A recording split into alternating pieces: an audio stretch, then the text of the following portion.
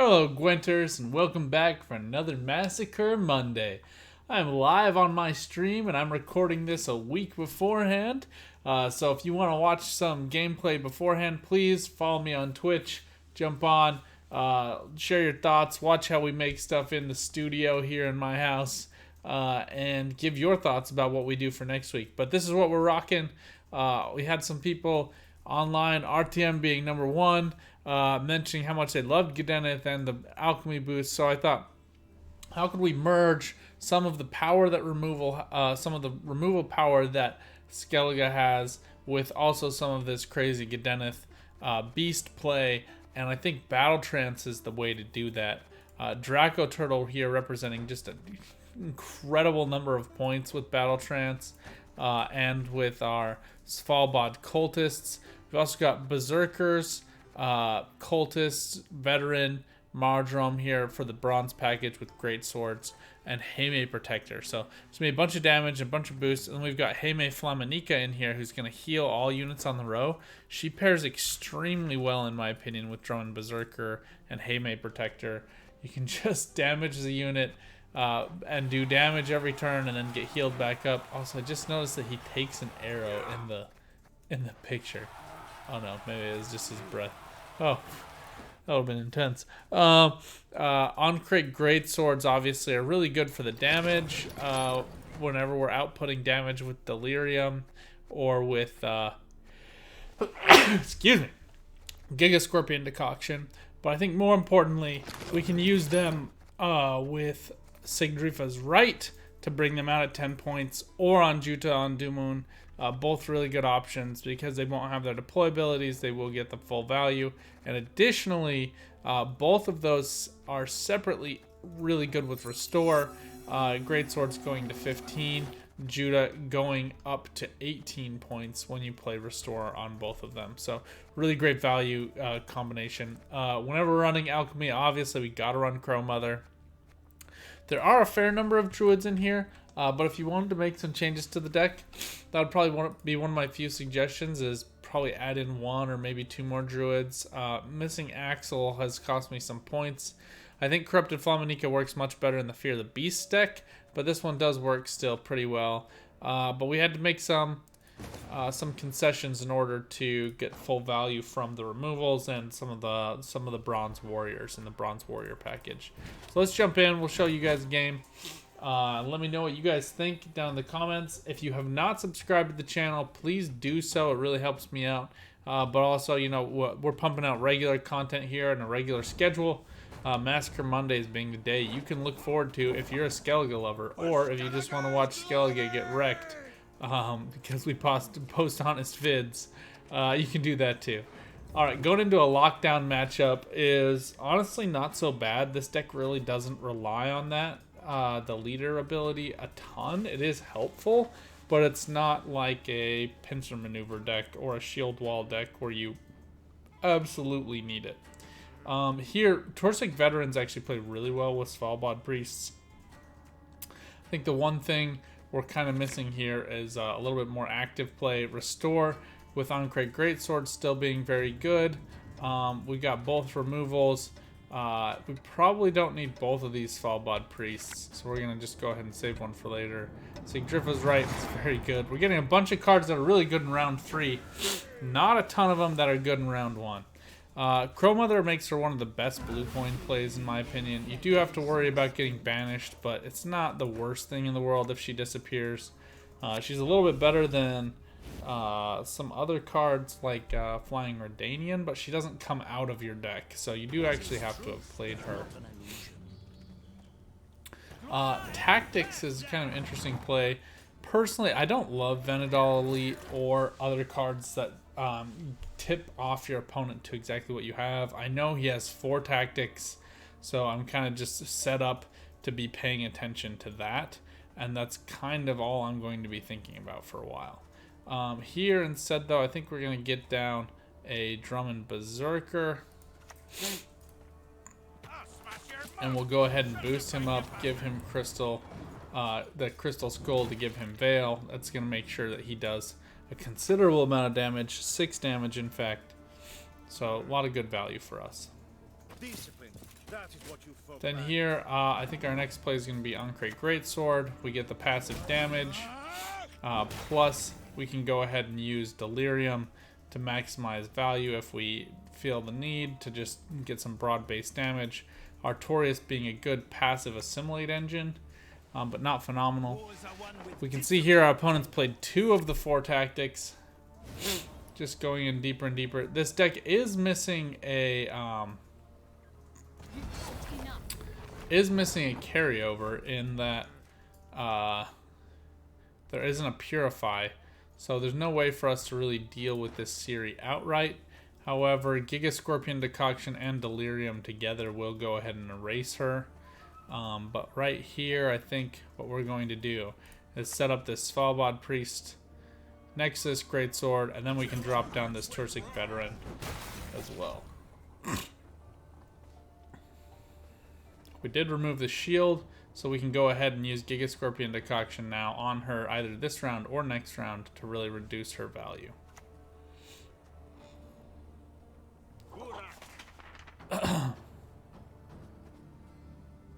But the more damage this Greatsword gets, the higher the value he's actually going to show with this Restore. But the passive damage from Drum and Berserker kind of offsets that this turn. Draco Turtle is one that I would suggest saving for a later round just because he does represent so much value. And I highly suggest Mardrum as the accompanying card. Last Say will be important here against Nilfgaard just because there could be certain cards, poisons, lock destroyers, all of those as ones we just kind of need to be aware of. Let's see what he decided to discard. Looks like Battle Preparation. That is all 4 of his tactic cards this round. So I'm now anticipating my opponent is wanting to get out of this sooner than later. Go ahead and get down Tirsic Veteran. We're not running heals with him, so he does need to get down to 2. So I'd like for this game to go for 1 more turn. He also plays pretty well with Restore, but not my favorite. I would rather get him down to his Berserk. I'm going to be a bit interested here to see what the Moonlight Longship shows up for our opponent. Looks like he drew into a tactic. So now we've seen 5 tactics come down. So this Heimei Skull being the way our opponent drew into that.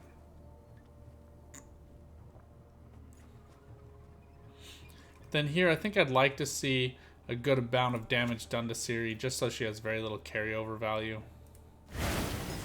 And now our Tursic Veteran will be set up for the change as well as the Drummond Berserker, so we will be getting maximum points on the flip here. Our opponent looks like he's probably wanting to erase this Drummond Berserker. Oh, giving a shield and a boost to Ciri. Although she does not get the shields, so kind of a poor play here. We're going to go ahead and pass. This is going to be really great value on our side, and we still have the passive engine in the Svalbard Priest ticking. So here you're going to see he gains 2 points. Tursic Veteran gets reset, gaining 6 points back to his health, and Bear Abomination getting flipped over as well. Filgafort's here, an interesting play just to erase the points, but you don't know what you're getting. Drummond Berserker now punishing our opponent with some passive damage, and as soon as it comes back to us again, he's actually going to flip into that 6-point Bear Abomination. So really kind of a poor play from our opponent. Our opponent looking for this other Tourney Joust to get the removal. Just not really thinking straight about what they wanted to do. So always great to kick some Nilfgaard, but I don't know what they were thinking. Let's jump into another game. Obviously really good on the pressure play. You guys see how this deck can really generate some cool points. We didn't even play our Restore there, but very good with those Svalbard Priests. You want to be a little bit careful with the alchemy cards if you're looking to draw down one of your own units as low as possible before boosting them. So just something to keep in mind. And I should have changed my leader here. Just changing up the skin. Here we are looking for Restore. Svalbard Cultist plays really well with the Svalbard Priest. Hayme Protector also going to be really helpful here. I think we can put back one of these great swords. We do get Restore, so we'll use this Svalbard Cultist, Judah, Tursik Veteran, and Hayme all in combo with one another. And then just use Crow Mother as our upfront play. Then we'll save on to our 2 removals. Although Tursik Veteran is a little bit of an odd duck here, I'm actually really happy to see that Svalbard Priest come into our hand. It'll be interesting to see what our opponent opts to go for here. Lamp Djinn is not any specific unit, so it's not a beast, so it doesn't really tip me off to whether or not he's trying to play our deck from last week, which is one of the most fun decks I've ever played with. So no clear information on that. We'll go ahead and set up Crow Mother, just because I don't want to set anything up for to get killed by this Uncrate Raider. Now, Solid Cultist is going to heal the unit to the left and damage the unit to the right by 1. So we can actually set up Blue Boy Lugos in between Svalbard Cultist and Svalbard Priest for crazy amounts of points in kind of an ongoing circular way. Uncrate Greatsword, kind of an interesting play here. We're going to go ahead and just remove him. Delirium being our best, most flexible card. Delirium being the lesser of the 2 cards in terms of flexibility. Giga Scorpion Decoction being just a little bit better at pinging off 6 damage onto one specific unit. Gives us a little bit more flexibility. So if you ever get one unit played to a row that you'd like to remove, I find him to be a bit of a better option. And here I think actually we're just going to go ahead and remove this Greatsword as well. Really want to, because we're on red coin here, wanting to make my red coin plays and push out some of our opponents, bleed them out of some of their better units. Both these great swords now into the graveyard, forcing my opponent to make some tough choices.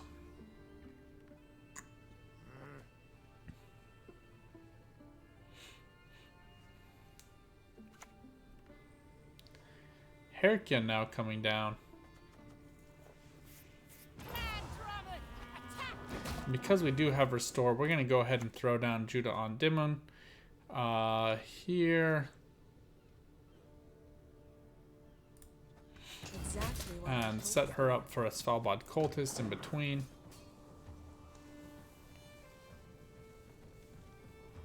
Not a lot of people running this Restore card, so it often eludes opponents. And it is such great value. If we were to play it right now on Judah, she'd get healed by 6, and then that amount is doubled to provide boost as well. So you end up with an 18-point Judah, which is really good value. And even if they do decide to play Morkvarg Heart of Terror, she'll still sit at 11 points on the board. So makes for good trades. But here Svalbard Cultist can get into a healing on the Crow, or if Crow gets killed, on the Crow Mother, and get some good value there. Honestly, I was kind of hoping that would come down onto Judah.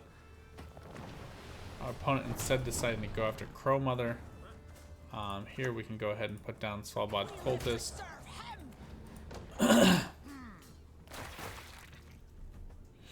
We want to keep Judah out of death range for our opponent, though. So that is something we do want to stay on top of if possible. But here I think we can set up Blue Boy Lugos. He should take some of the damage here from whatever our opponent is trying to set up, as well as cause some problems for our opponent going forward. And here, if we can, we'd like to hold on to Restore until Crow Mother is dead, and then we can go ahead and use it to bring back Crow Mother. Alright, War of Clans coming down. I'm guessing to see a Greatsword. Our opponent didn't have any 4-provision units, 4-provision warriors, so I'm a little confused as to what their goal was there. But we are where we are. So here we're going to set up Blue Boy. He does get damaged and deals 2 damage in return, and then he's going to get boosted back up. Judah is in danger zone here, so we are going to go ahead and use Restore. And then this represents a 22-point unit with this restore, hopefully pushing our opponent out of this round.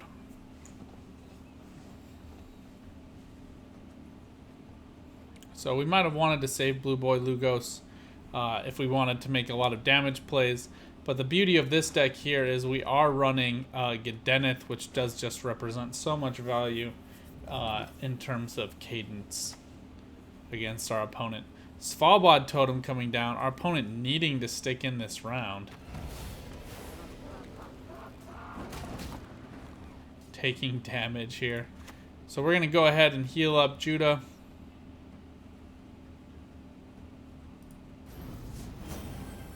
Again, phenomenal value. And then Blue Boy is the recipient of that boost.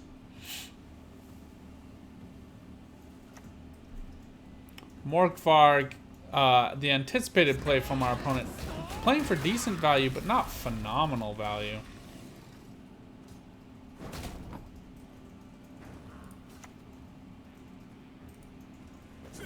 Here we'll go ahead and set up our Svalbard Priest.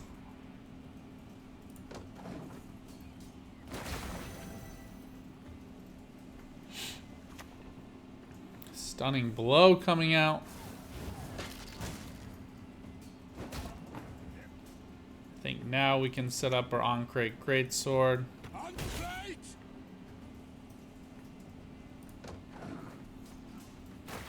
And we can use leader ability if we need to.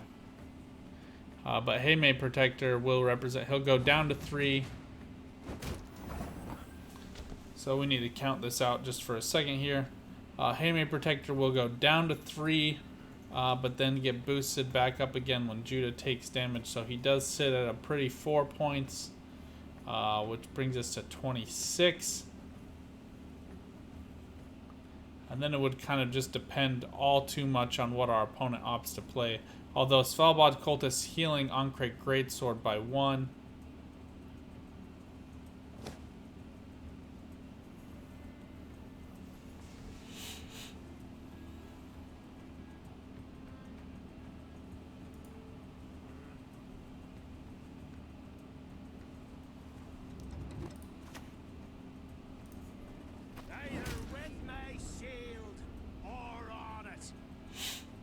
So we do heal by heal twice and get boosted twice. But I think I'd like to close out this round, no questions asked. So we'll go ahead and drop this down on Judah, and that gets us out. Because it was the pass as our final card, we really did have to make a proactive play. It wouldn't go to our opponent and come back like it does when we still have one more card. And here we do draw into Gedeneth. We do need 2 Druids though. So even though I like both of these cards, we'll hold on to Ancrate Greatsword. Elfin Onion Soup being really good, but here just not enough. This is just going to be a summon, so we're going to take the pass. I think we'll be okay in a long round. We just need to draw into 2 Druids. And Freya's Blessing being another way where you can go ahead and capture that Druid. So if we can get Ermion acts as a double Druid play. Harald works really well with these Svalbard Cultists as well. Every time they chip away at one of his Skulled Demons, we make some good progress. Okay, here we have Ermion. Ermion also plays really well with Elfin Onion Soup, not being really useful in a continuing round. So I think we're pretty happy with what we see here. We'll be grabbing Freya's Blessing, letting our opponent chip away at Draco Turtle for points. Elfin Onion Soup giving us a random gold card, and then Sigdrifa's Right pulling out Judah on Dumun for 12 points. So I think we're pretty happy where we are. Ancrate Greatsword is probably the least helpful of all of these cards, but still just good value. I think we'll put him back just to see if we can get another Svalbard Priest. Is good, but not amazing. Harald is kind of the perfect answer here. Harald allows us to play down this other priest, and since we are on red coin, we're able to proc these units, and we can use Harald to kill them or field out some of our opponent's removal onto Harald. This Rage of the Seas is going to do damage to our opponent, really hindering them. Now that was not a removal I would suggest.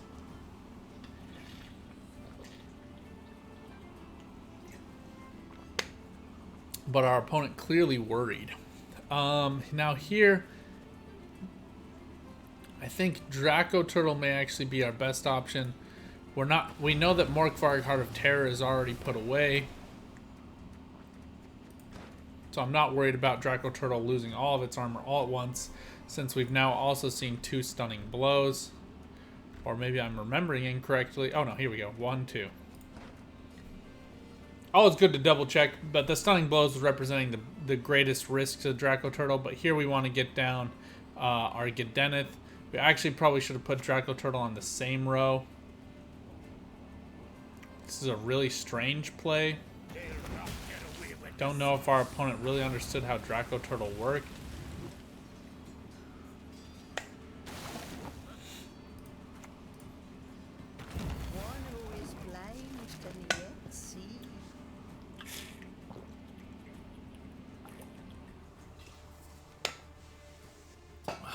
Then as soon as we play Ermion with one of our alchemy cards, he's going to bring back Crow Mother.